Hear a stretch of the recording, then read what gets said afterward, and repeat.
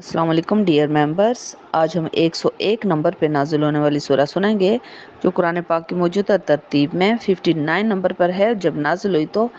101 number پہ مدینہ منورہ میں نازل ہوئی تھی اور سورہ حشر ہے۔ بسم اللہ الرحمن الرحیم۔ سبح للہ ما فی السماوات و ما فی الارض وَهُوَ العزیز الحکیم۔ بسم اللہ الرحمن الرحیم۔ اللہ تعالیٰ فرما رہے ہیں کہ تسبیح کی ہے اللہ کی ہر اس چیز نے جو آسمانوں میں ہے اور جو زمین میں ہے، اور اللہ بہت غالب اور بڑی حکمت والا ہے۔ اور یہ آیت مدینہ منورہ کی زیادہ تر صورتوں میں کا سٹارٹ جو ہے اس آیت سے ہوا ہے۔ جیسے کہ آپ سب جانتے ہیں کہ مدینہ منورہ میں یہودیوں کے دو گروہ جو بنو نذیر اور بنو قریظہ، اور ان کے ساتھ حضور صلی اللہ علیہ وسلم نے معاہدہ کر لیا تھا آتے ساتھ ہی کہ جب بھی مدینہ منورہ پہ کوئی چڑھائی کرے گا یا کوئی حملہ آور ہوگا باہر سے، تو مسلمانوں کے ساتھ مل کے تو یہ اس کا مقابلہ کریں گے اور اپنے شہر مدینہ کی حفاظت کریں گے۔ اب اس صورت میں بنو نذیر کے لیے آیات نازل ہوئی ہیں کہ جنہوں نے کہ معاہدہ توڑ دیا تھا، اور آپ صلی اللہ علیہ وسلم کو حکم ہوا کہ اپنے صحابہ کرام کے ساتھ ان کے قلعوں کا جو قلعوں میں یہ رہتے تھے ان کا خالی گھیراؤ کریں، اور خالی مسلمانوں نے گھیراؤ ہی کیا تھا، بھی حملہ نہیں کیا تھا کہ وہ ڈر کے تو اپنے قلعے خالی کر کے اور قلعوں کا سامان توڑ پھوڑ کے اور جو سامان اپنے ساتھ لے کے جا سکتے تھے وہ لے گئے، اور ان کو اللہ تعالیٰ نے یعنی ملک بدر کر دیا، یعنی کہ جلا وطنی اللہ تعالیٰ نے ان کو اجازت دے دی کہ ان کو جلا وطن ہونے دیں، اس ملک شہر مدینہ کو چھوڑ کے جانا پڑے گا ان کو۔ اور اس کے بعد ان کو یہ سزا ملی اور اپنا سامان ساتھ لے گئے، جو چھوڑ گئے وہ کچھ کافی زیادہ قلعوں میں توڑ پھوڑ گئے۔ تو اب جو ان کے باغات وغیرہ تھے اور باقی جو جگہ وغیرہ تھی زمین وغیرہ، وہ سب مسلمانوں کے ہاتھ آ گئی، اور ان کے بارے میں اللہ تعالیٰ آیات نازل فرما رہے ہیں۔ اب اللہ تعالیٰ فرما رہے ہیں کہ اہل کتاب میں سے جنہوں نے کفر کیا تھا تو ان کو پہلے ہی حلے میں جیسے مسلمانوں نے ان کے گھروں کے باہر مسلمان آئے تو انہوں نے اپنے جو قلعے تھے وہ خالی کر دیے، اور وہ یہ سوچے بیٹھے تھے کہ شاید ہمیں جو ہے نا، چونکہ ہم اہل کتاب ہیں تو بڑے اللہ کے لاڈلے ہیں تو ہمیں تو بچا لیا جائے گا، ہمیں تو اللہ تعالیٰ کچھ نہیں کہیں گے، وہ تو صرف کافروں کو مسلمان کرتے ہیں مقابلہ، ہمارے ساتھ تو نہیں کریں گے۔ تو اللہ تعالیٰ نے ان کے دلوں میں مسلمانوں کا اتنا روب ڈال دیا کہ وہ سب کے سب اپنے گھر کے سامان کو بھی برباد کرنا شروع ہو گئے اور وہ چلے گئے۔ اور اللہ تعالیٰ فرما رہے ہیں کہ پس عبرت پکڑو اے آنکھیں رکھنے والو، یعنی بنو قریظہ تم لوگ بھی عبرت پکڑو، جیسے کہ بنو نذیر یہاں سے جا رہے ہیں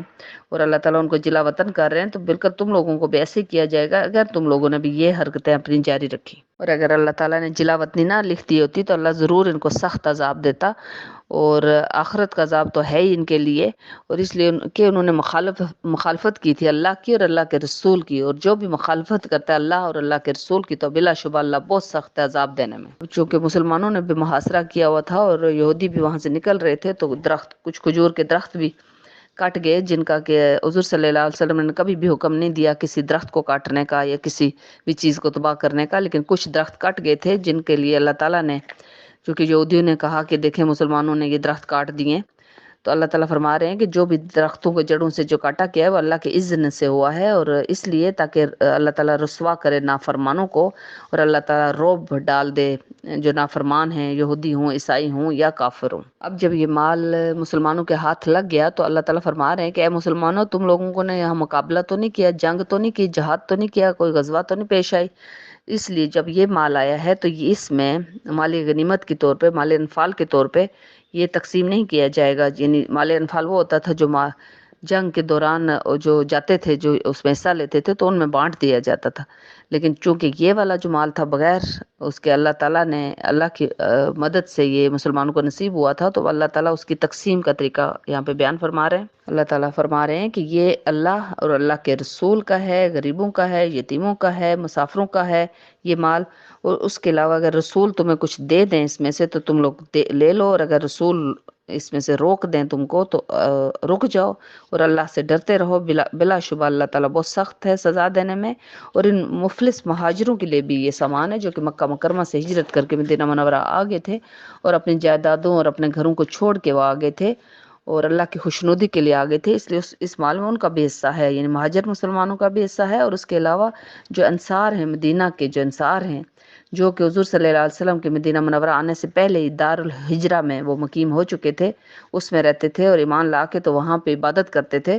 اور وہ مہاجرین کی آمد سے پہلے ہی محبت کرتے تھے، مہاجرین مطلب مسلمان جو آنے والے تھے ان سے پہلے سے ہی محبت کرنے لگے تھے کہ وہ آ رہے ہیں اور ان کا انتظار کر رہے تھے، تو ان کا بھی حصہ ہے، انصار مدینہ کا بھی حصہ ہے اس میں، جو غریب ہیں تاکہ اللہ تعالیٰ یہ تقسیم اس لیے فرما رہے ہیں تاکہ مال صرف امیروں میں ہی نہ